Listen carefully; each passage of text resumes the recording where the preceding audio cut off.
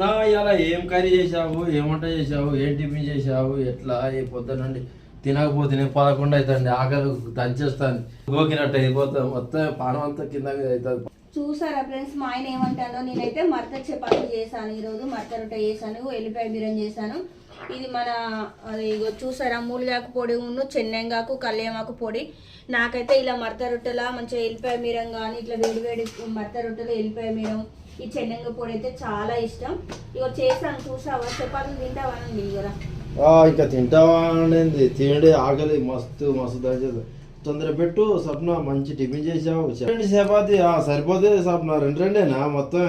ఎన్ని తింటారు? ఒక 2 రోజులు సరిపోదండి. ఎన్ని తింటావు? ఇంకెన్ని తింటావయ్యా? మస్తు ఉన్నాయి, మంచి దూది మంచిగా ఉన్నాయి సప్న. మడత చపాతి అయితే చేశాను ఫ్రెండ్స్, చూసారా? మంచిగా పలుసా ఇలా చేశాను.